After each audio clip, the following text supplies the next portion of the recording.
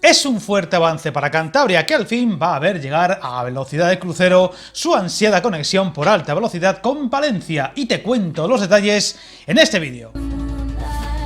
¿Cuántos años se lleva hablando de conectar por alta velocidad Cantabria? Más concretamente Santander al resto del mapa ferroviario español. Incluso ya repasamos en vídeos pasados del canal el doble proyecto, vía Bilbao, el más atrasado, y vía Reinosa, el que centra el vídeo de hoy, pues el Ministerio de Transportes ha anunciado recientemente que ya tiene el plan definitivo para la concreción de este complejo proyecto, al que se van a destinar en total 2.500 millones de euros. En concreto, el paso de la nueva línea ferroviaria bajo la cordillera cantábrica se estima con una inversión de 800 millones, línea que tendrá parada en Reinosa y con el acceso a Santander manteniéndose por el trazado actual, que será adaptado a las nuevas exigencias.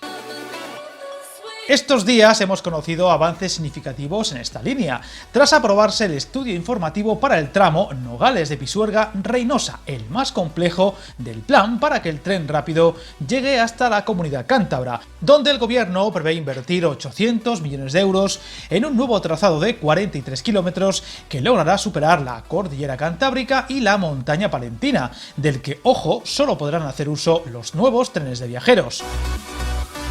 Una cantidad que se suma a los 1.700 millones de euros destinados al nuevo trazado hasta Alar del Rey, actualmente en construcción y en diversas fases. Hablamos de la aprobación de un trámite administrativo crucial que consolida la llegada del tren rápido a Cantabria, un tramo complejo que tendrá el reto de superar las muchas dificultades orográficas de esta zona del país, aunque hay que dejar claro que no veremos megaobras del nivel de los túneles de Pajares, que tantos disgustos han dado en el pasado, o el de Guadarrama, ya que el Ministerio de Transportes ha optado por combinar diversas alternativas en los tres ámbitos en los que se dividió el trazado. Concretamente, en el primero, entre Nogales de Pisuerga en Palencia y Mataporquera, ya en Cantabria, se sucederán los túneles y viaductos para evitar zonas de alto valor ecológico y cruzar hasta en 3 ocasiones la línea del ferrocarril ya existente, otras 4 la autovía A67 y otros viales en 6 ocasiones más, siendo el detalle ambiental uno de los más complicados a la hora de avanzar en las diferentes fases de este proyecto. Un punto crucial de esta nueva línea será la construcción de un bypass de acceso a la estación de Aguilar de Campoo, donde se construirá un andén y se adaptará una vía para que los trenes de alta velocidad puedan efectuar parada en esta localidad. Y ya a la altura de Mataporquera, donde se evitarán las explotaciones mineras y la cercanía al núcleo urbano, el trazado de la nueva línea volverá a cruzar la autovía y llegará hasta Reinosa, ciudad que significará la parada intermedia más relevante de esta línea, y en donde está prevista la instalación de un cambiador de ancho, de forma que los trenes llegarán después a Santander por la vía actual.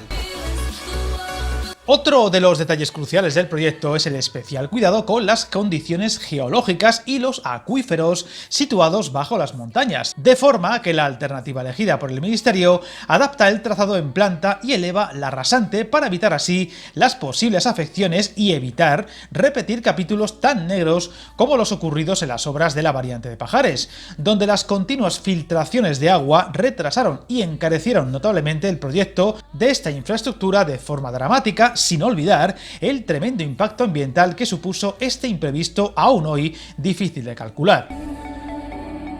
Tenemos que recordar que el proyecto lleva menos de 2 años y medio en marcha, desde que en septiembre de 2020 se sometiera al fin a información pública el señalado estudio informativo, tras el que llegaría la formulación de la declaración de impacto ambiental del mismo en septiembre de 2022. Los siguientes pasos a dar, aparte de conseguir la dotación presupuestaria suficiente, pasan por tramitar el anteproyecto y los proyectos de construcción y trazado, con su posterior licitación y después la llegada de la obra en sí, lográndose de esta forma que esta línea tan reclamada por los cántabros, pasando por Palencia, avance despacio pero cada vez a mejor ritmo.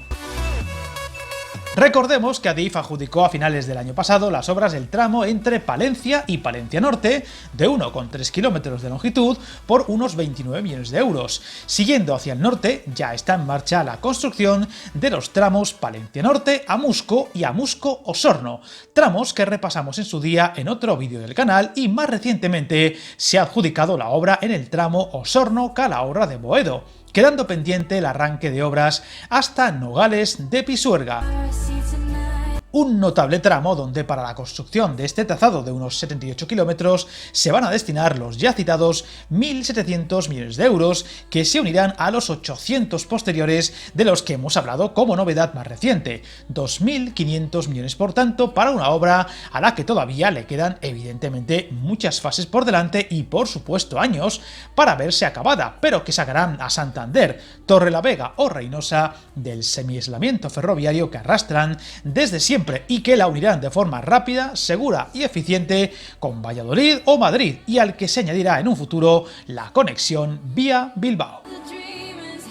Tenemos que recordar también la reciente reunión de presidentes autonómicos de las comunidades cantábricas, donde se ha buscado hacer frente común para retos futuros, incluidas por supuesto las diferentes infraestructuras, ante todo de cara a Bruselas, donde se puede rescatar el viejo anhelo de construir una nueva línea que una Irún y La Coruña atravesando el Cantábrico, en vías de primera categoría y lejos de la actual red FEVE, que tantos disgustos ha dado y cuyas condiciones y tiempos de viaje quedan muy lejos de lo que debería ser en un ya 2023. Y que tras el incidente, por así decirlo, con los nuevos trenes de FEVE que tanto han dado que hablar para esta red de vía estrecha en Cantabria y Asturias, parece que puede ser el mejor momento para dar pasos de gigante, al fin, en las mejoras y modernización de la red ferroviaria de esta zona del país, de la que estamos y seguiremos estando muy atentos en este canal para contar futuros avances y novedades. Suscríbete y recuerda, hasta el camino más largo se inicia con un primer paso.